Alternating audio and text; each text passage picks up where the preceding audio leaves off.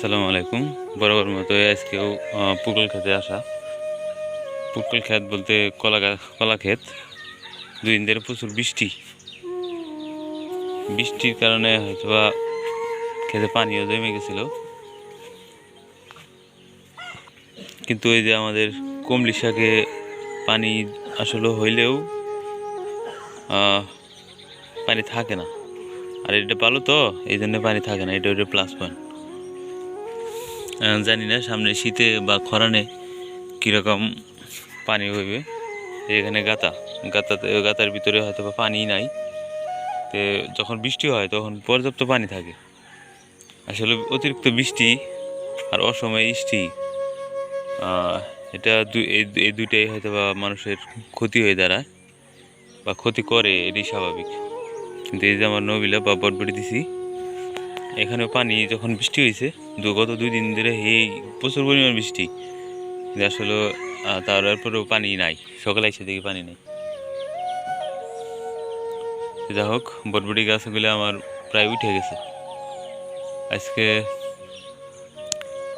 কিছু অর্ডার ছিল পুরকলের, কিন্তু আসলে পুরকল নাই। যার কারণে এখন আর পুরকল গাছগুলো কাটে দিছি।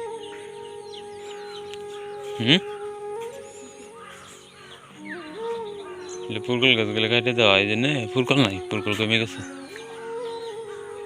আজকে মা আর মমতা হাইছে পুরকল তুলতে। হ্যাঁ,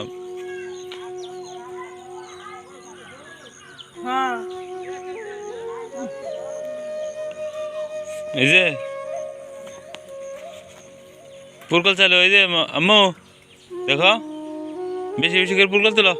এই যে দেখো, হ্যাঁ বেশি করে পুরকল তোলো। পুরকল চাইলো একজনে,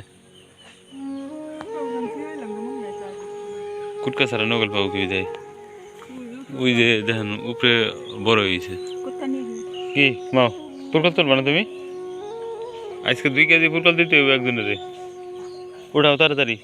কয়টা উঠেছো? কই এই বালতির মধ্যে 2টা? হ্যাঁ, এই পাট গাছ না উল্টে গেছে গা, দেখছ মাও? পাট গাছ উল্টে গেছে গা, দেখো না? পাট গাছ বুড়া হয়ে গেছে, বয়স শেষ হয়ে গেছে, তাই না মাও? হ্যাঁ মাও, পাট গাছ সোজা করে দাও, সোজা করে দাও। ধরো ধরো, সোজা করো, ধরো, সোজা করো, সোজা করো। এই দেখেন এমনি মা 2টা, ওই একটা 3টা।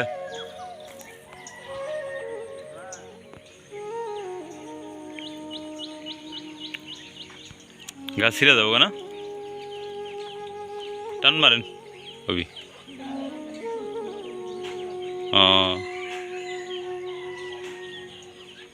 গাছগুলো দেখলে অনেকটাই সুন্দর লাগে, কারণ 2 দিন ধরে বৃষ্টি গেলে গাছের চেহারা অন্যরকম হয়ে গেছে। আজকের আকাশটা তেমন ভালো না, প্রচুর মেঘ। জানি না এই বৃষ্টির মধ্যে হয়তো বা কলা ক্ষেতের সমস্যা হয় কিনা, না সমস্যা হয়। আসলে বালু দিকে হয়তো বা পানিটা থাকে না, পানিটা চলে যায়।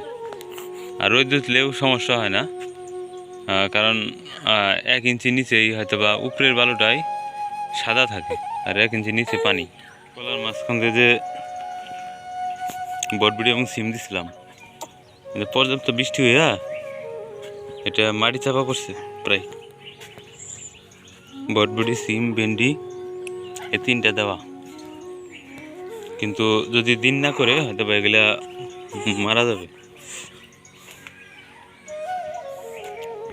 এ মা, ও মা, এ চাল কুমড়া তো পড়ে গেছে, দেখো চাল কুমড়া পড়ে গেছে মাও, বেশি মাও, দেখো দেখো দেখো চাল কুমড়া পড়ে গেছে। দেখো কই চাল কুমড়া কই?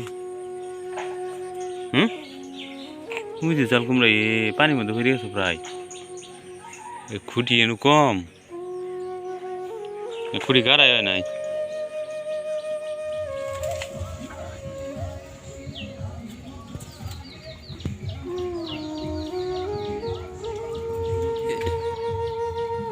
পশ্চিমে দাঁড়া, পশ্চিমে। হ্যাঁ এই ডাটা ছিরই উপরে উপরে, হ্যাঁ উপরে ছির, ঘুরাই ছিরিস না।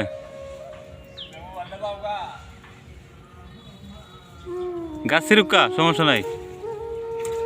হ্যাঁ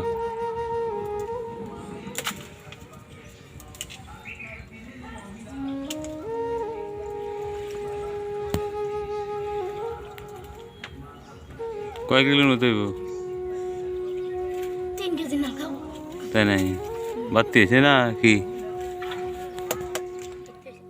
আমাদের জন্য সাধারণত আজকে যেটা উঠালাম সেটা হলো ভেন্ডি এবং বেগুন। আসলে ভেন্ডি এবং বেগুন কম, কারণ গাছই হলো কম, এই জন্যই কম উঠানো হতো। আর আজকে অর্ডার ছিল 5-6 কেজি ধুন্দুলের, কিন্তু দিতে পারি নাই কারণ গাছ অলরেডি কেটে দিছি। যেহেতু পাশের বাড়ি থেকে একজন চাইলো 1-2 কেজি, তাদেরকে দেওয়া হয়েছে।